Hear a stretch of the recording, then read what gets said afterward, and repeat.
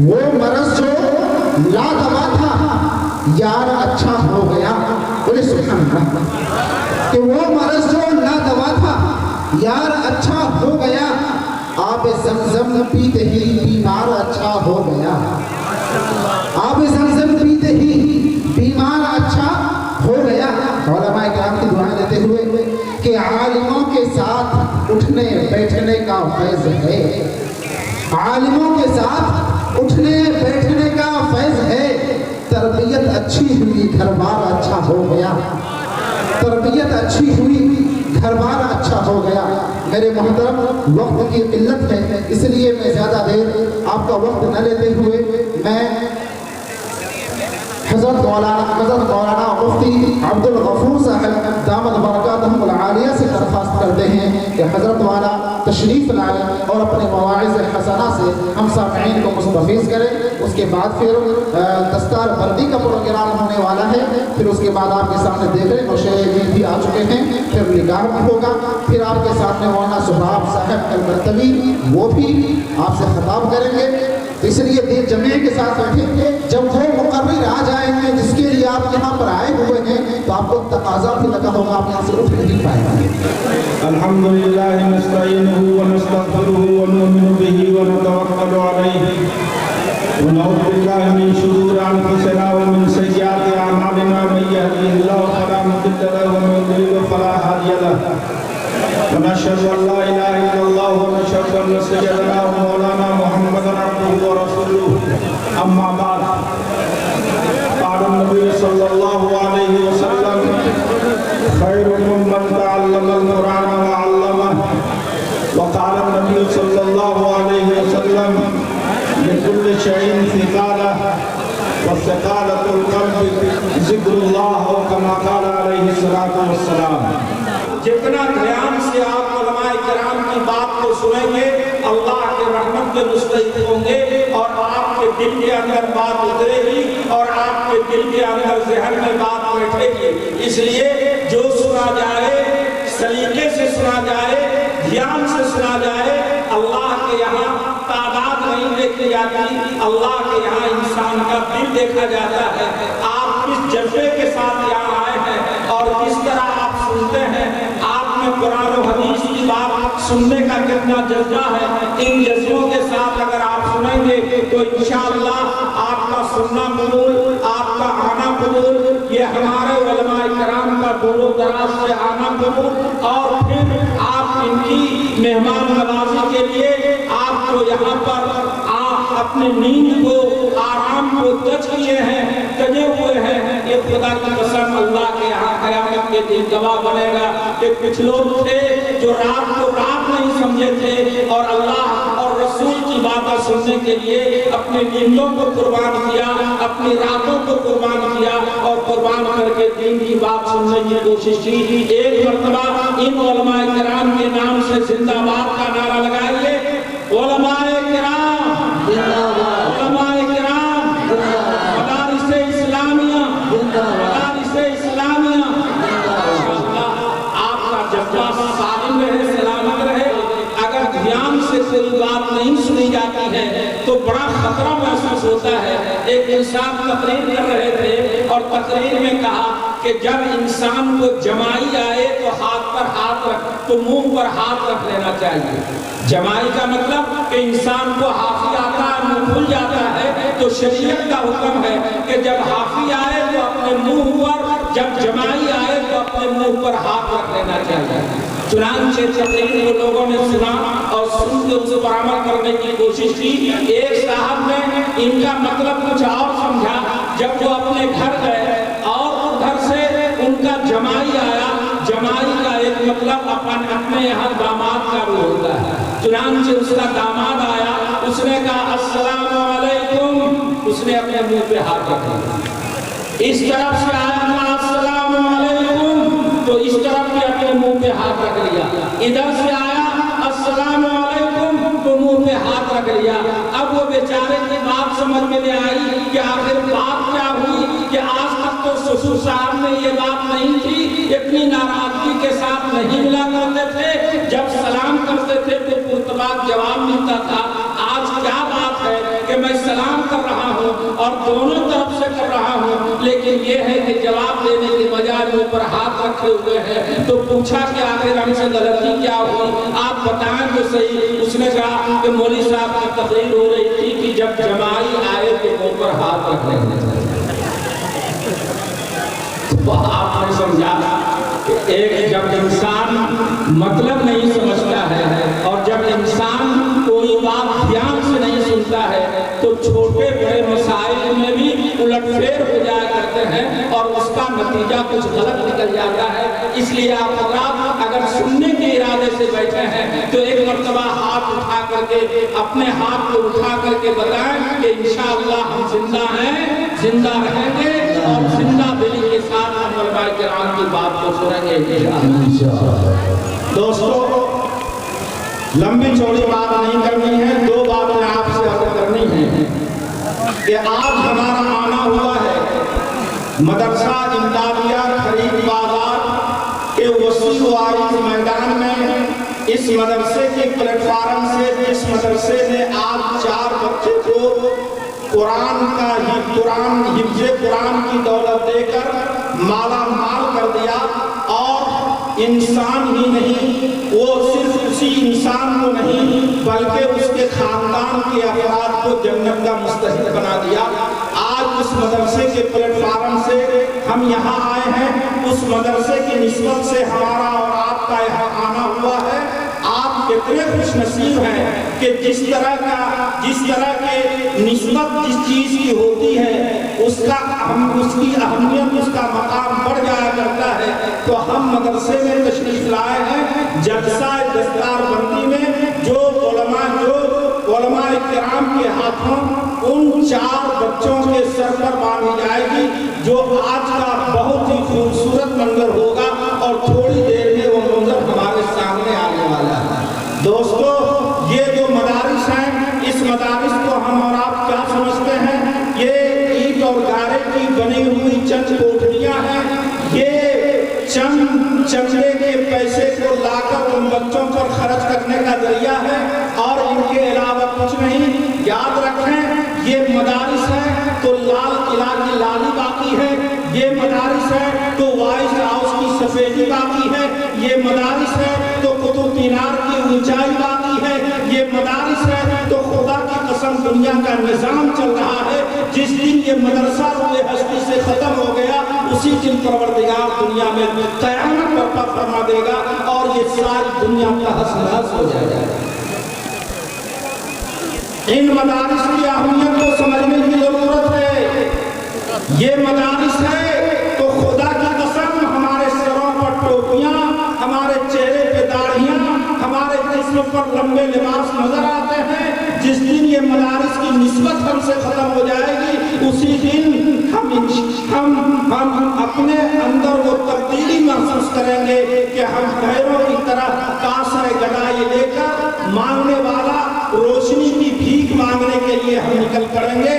یہ مدارس ہے تو روشنی باقی ہے، اور وہ روشنی جو جناب محمد رسول اللہ صلی اللہ علیہ وسلم نے ہمیں قرآن و حدیث کی شکل میں دیا ہے، خدا کی قسم ان روشنی کا وجود انہی مدارس سے قائم ہے۔ اگر یہ مدارس نہ ہوتے تو ہمیں یہ روشنیاں نصیب نہیں ہوتی، ہمیں قرآن و حدیث سے سمجھنے کی اور سمجھانے کی باتیں سامنے نہیں آتی۔ یہ مدارس کا فیض ہے، یہ علماء کرام کا فیض ہے کہ خدا کی قسم جہاں جہاں مدرسہ قائم ہے آج وہاں پر اللہ کا نام لینے والا، آج وہاں پر ٹوپیوں اور داڑھیوں سے لیس مسلمان اور اسلامی کلچر و تہذیب میں اپنے آپ کو زندہ رکھنے کے لیے آج دنیا میں موجود ہیں۔ اور اگر یہ مدارس نہ رہتے تو خدا کی قسم نہ ہم ہوتے، نہ آپ ہوتے، نہ ہمارا کلچر ہوتا اور نہ ہمارا وجود اس طرح ہوتا جس وجود کے ساتھ آج ہم یہاں بیٹھے ہیں۔ یہ سب مدارس کا فیض ہے جو ہمارے نزدیک سب کچھ ہے۔ دوستو انہی مدرسوں کی وجہ سے اللہ تبارک و تعالیٰ نے ہمیں وہ عالم دیے، وہ حافظ دیے، جن علماء کرام نے جیسا کہ اس سے پہلے بیان میں آپ نے سنا انہی مدارس کا فیض تھا کہ ان علماء نے اپنے اپنی جان کی قربانیاں دے کر اس ہندوستان کو انگریزوں کے چنگل سے آزاد کرایا، اور اپنی قربانیاں دے کر انہوں نے اسلام کے کلچر کو، اسلام کی تہذیب کو زندہ رکھنے کی کوشش کی، اور آج اسی مدرسے کے لیے آج ہمارا اور آپ کا یہاں آنا ہوا، اور ہم علماء کرام کے بیانات سے مستفید ہو رہے ہیں۔ دوستو، یہ جو بچے قرآن پڑھ کر کے حافظ بنے ہیں، ان کو آپ معمولی نہ سمجھیں، یہ اتنا بڑا مقام کا حقدار، اتنا بڑا مقام کا حقدار کہ فرمایا گیا کہ یہ بچہ اللہ تبارک و تعالیٰ خود اس کو جنت میں بھیجے گا، کہے گا قیامت کے دن کہ پڑھتا جا اور چڑھتا جا، اور وہ تمہاری جنت کی آخری منزل ہے جہاں تیری قرآن کی آیت ختم ہو جائے گی۔ قرآن میں 6666 آیتیں، اور اتنا پڑھنے والا بچہ صرف وہی جنت میں نہیں جائے گا، بلکہ حکم ہوگا کہ ایسے 10 آدمی کو بھی جنت میں لے جاؤ جن پر کہ جہنم واجب ہو چکی ہیں اور جہنمی ہونے کا فیصلہ ہو چکا ہے، ان کو بھی وہ حافظ قرآن جنت میں لے جائے گا۔ دوستو، ان کے والدین کو اللہ تبارک و تعالیٰ قیامت کے دن وہ سر پر تاج پہنائے گا جو سورج اور چاند سے بھی زیادہ چمکدار ہوگا، وہ چاند طرح چمکنے والا تاج ان کے سر پر ہوگا۔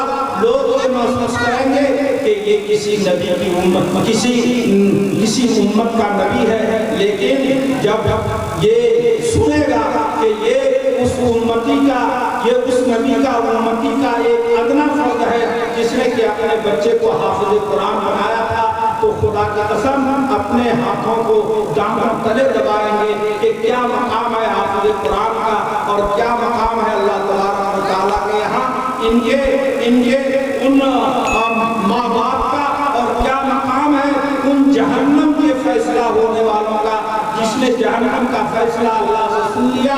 اللہ تبارک و تعالیٰ ان بچوں کی سفارش کی وجہ سے اسے جنت میں داخلہ فرمائے گا۔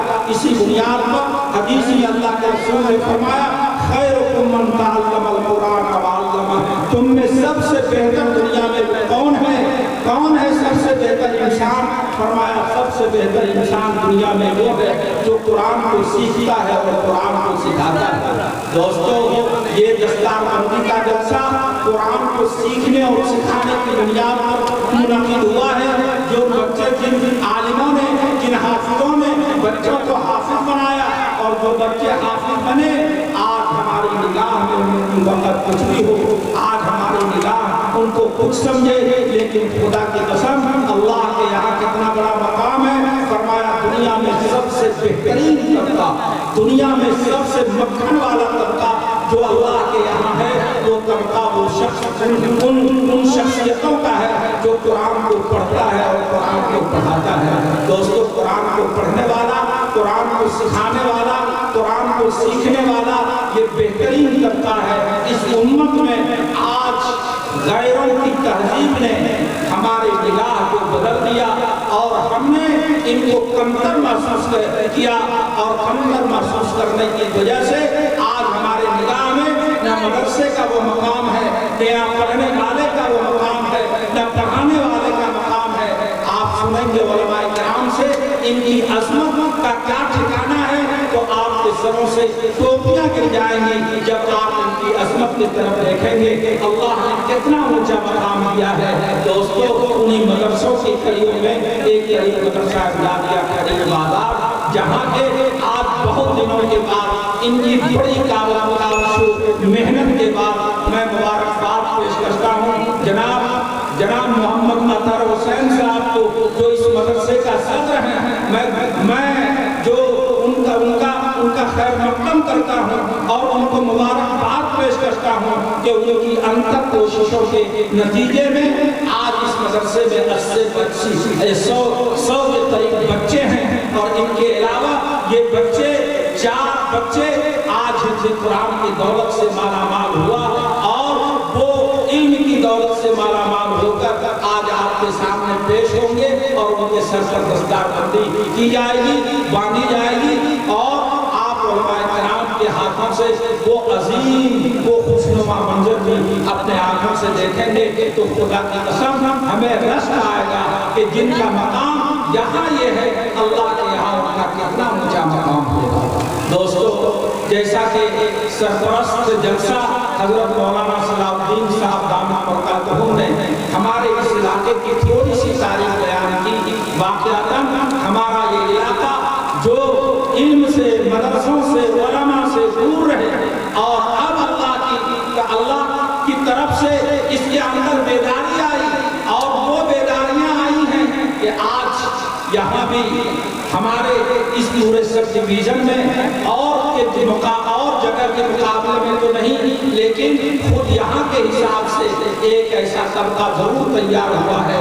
میں مبارکباد پیش کرتا ہوں ایسے طبقے کو جس نے کہ علم کی روشنی کو مدارس کی شکل میں، جو علم کی روشنی کو مکاتب کی شکل میں ہر جگہ بیٹھ کر دے رہے ہیں، اور اللہ اور رسول کے علم کو پھیلا رہے ہیں. اور یہاں کی آواز صرف یہی کی نمائندگی نہیں، پورے بھاگلپور ضلع اور بالخصوص اپنا اس علاقے کی نمائندگی بیٹھ کر میں ایسی جگہ وہ نمائندگی کر رہے ہیں جو ہندوستان کی عظیم درسگاہ ہے. اور حضرت مولانا صفی الدین صاحب جن کی صدارت میں یہ جلسہ چل رہا ہے، اللہ تبارک و تعالیٰ ان کے سائے کو دیر تک محفوظ رکھے. اللہ تبارک و تعالیٰ ان کی عمر کو لمبی فرمائے.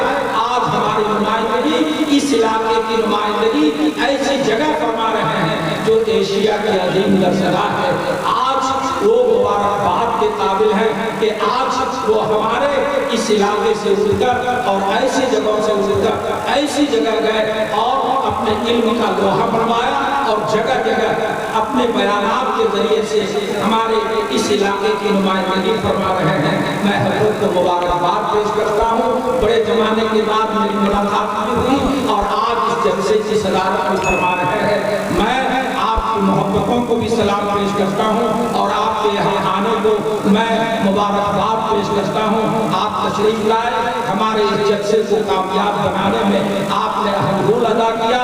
آپ کو اللہ تبارک و تعالیٰ جزائے خیر